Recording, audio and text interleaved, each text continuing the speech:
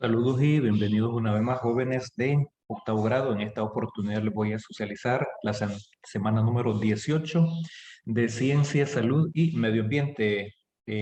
Repito, Ciencia, Salud y Medio Ambiente de octavo grado, semana número 18. El contenido, tejidos vegetales, que siempre pertenece a la unidad número 7, funciones vitales de los seres vivos. Siempre recordarles que deben de ir elaborando ese breve resumen de párrafo por párrafo y no olvidar escribir los subtítulos también que aparecen ahí para ir dejando esas evidencias en su libreta de apuntes.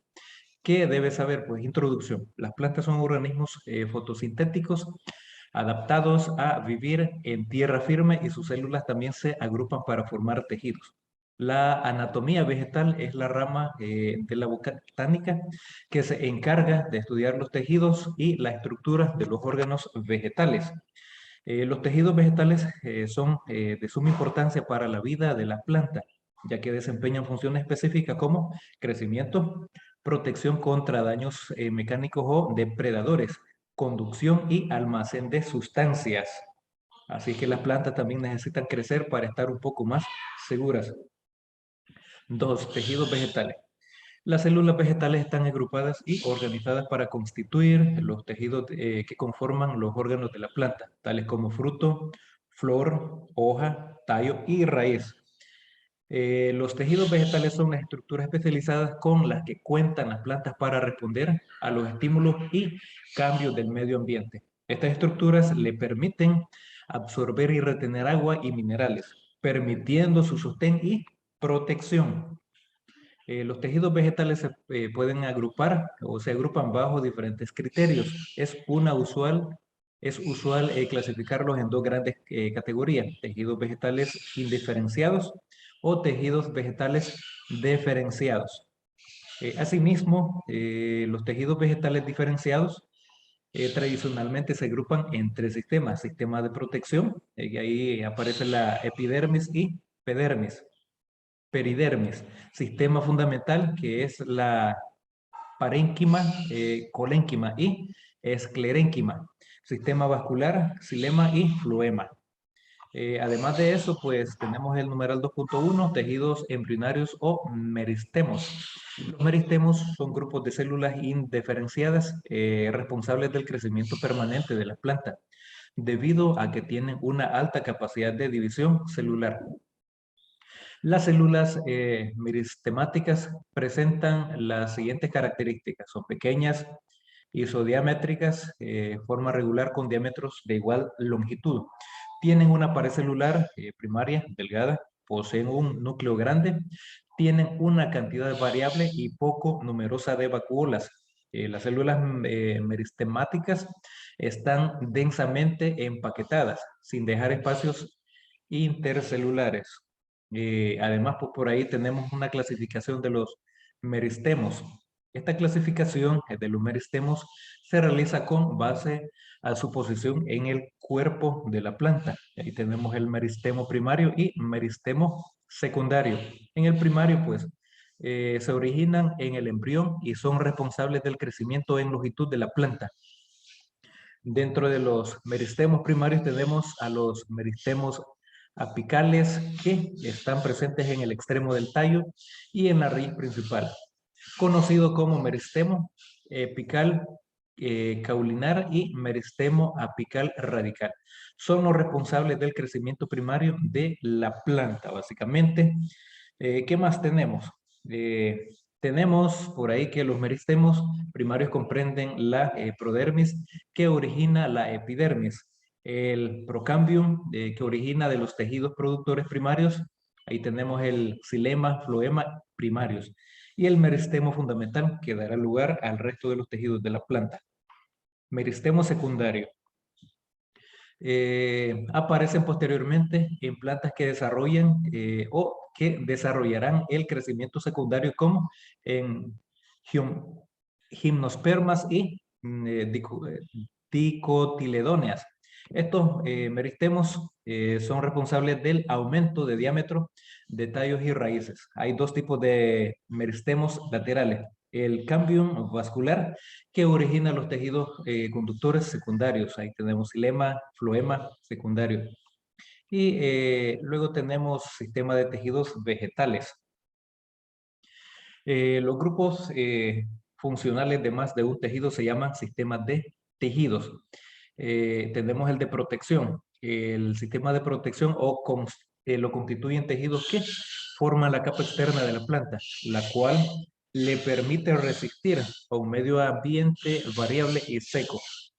Además controla la transpiración para la reducción de pérdida de agua, además al intercambio de gases con el medio y posibilita el desarrollo de la planta. Entonces básicamente los tejidos de protección ayudan en una sequía cuando hay escasez de agua en tiempo seco, donde no hay lluvia, en el tiempo de verano, por decirlo así.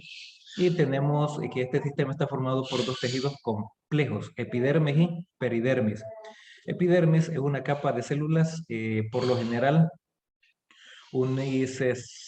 uniseriada, que se encuentra en contacto con el exterior y protege las hojas, flores, frutos, tallos y raíces de todas las plantas. Además, pues la epidermis es un tejido complejo en el que pueden encontrar una cutícula, estomas, tricomas y otro tipo de especializaciones que le ayudan a cumplir sus funciones fundamentales. Y ahí tenemos la cutícula.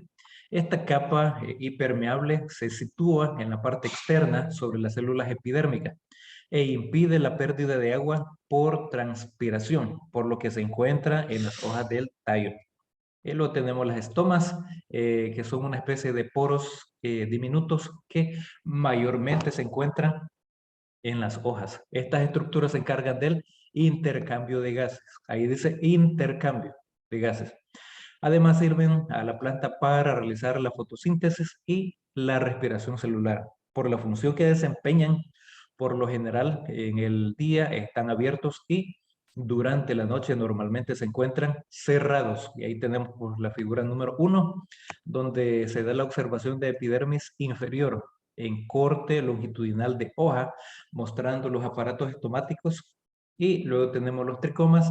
Muchas especies de plantas presentan sobre la epidermis pelos llamados tricomas. Los tricomas son extensiones epidérmicas de forma muy variables, que funcionalmente pueden ser protectores o glandurales. Estos pueden realizar distintas funciones como alejar ciertos insectos, atraer a los polinizadores o proteger a la planta de un exceso de luz. Luego tenemos la peridermis, que este es un tejido secundario leñoso, compuesto mayormente de células muertas, conocido también como corteza. La epidermis o peridermis se genera a partir del meristemo secundario lateral llamado felógeno, que permite el crecimiento en grosor durante toda la vida de plantas dicotiledóneas y gimnospermas. Y pues ahí tenemos elementos importantes. Seguimos ahí con lo de la suber o felema. Es un tejido de células muertas muy compactas a medida que se desarrolla la planta. Esta capa externa puede incluir floema secundario y peridermis antigua, formando una capa llamada ritidoma, que es la corteza que va o se va desprendiendo de los árboles durante su crecimiento. En otras palabras, y en el buen latino o salvadoreño, pues es la cáscara que cubre, digamos, al árbol, a cada rama. Esa es básicamente ese elemento de la suber o felema. Luego tenemos el felógeno, que es la capa de la peridermis, que conserva la capacidad de división. Es un meristemo lateral o secundario, por lo que se puede decir que son células vivas. Y luego tenemos la felodermis, que está constituida por células vivas que se disponen de forma radial, capa que se desarrolla a partir del felógeno hacia dentro del tronco o tallo de la planta. Bueno, una vez que se ha elaborado un breve resumen de la información de esta guía, pues vamos a pasar al siguiente punto, que es el punto de prueba.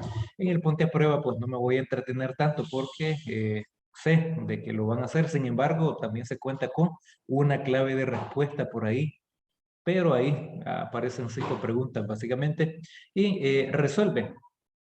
En el experimento número 1, te recuerdo siempre no escribir los materiales y tampoco el procedimiento, sin embargo escribí al menos lo que es eso de el subtítulo, experimento 1, intercambio gaseoso. Una vez para realizar esa fotosíntesis vas a necesitar una serie de materiales. Te invito a que los leas bien y luego tenemos el procedimiento. Ahí pues vas a utilizar materiales que están con fácil acceso y además, pues, aparecen las preguntas donde dice responde. Y en la primera dice, ¿qué estructuras liberan el gas que se está produciendo? Pues los estomas. ¿En qué parte de la hoja observas que salen esas burbujas? Pues en la parte inferior. El en vez de la hoja.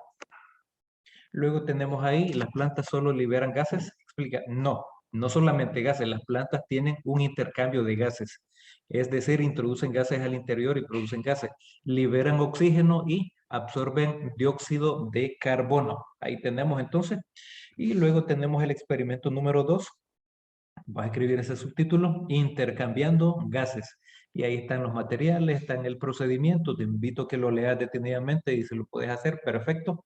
Y aparecen las preguntas por ahí. Con relación al experimento, responde. Y ahí tenemos esto que lo voy a dejar también resaltado en negrito. Dice, ¿por qué razón se apagó antes la vela que se encontraba sola y después la vela junto a la planta? Explica, porque casi no tenía oxígeno, por eso se apagó más rápido. La combustión necesita oxígeno del aire y cuando se acabe el oxígeno se apaga la vela o el fuego de la vela. Entonces, en otras palabras, para que encienda fuego, pues necesita haber aire, necesita haber oxígeno. Y si no hay oxígeno, pues no puede encender el fuego. ¿Qué procesos ocurren en la planta para que la vela haya tardado en apagarse? Pues ocurre como la planta mantiene oxígeno, la vela tarda segundos en apagarse. Entonces la planta produce a través de la fotosíntesis y está generando oxígeno a través de la fotosíntesis, ya que al encender o encerrar calor con oxígeno ocurre una función química, oxígeno, presión y liberación de gas.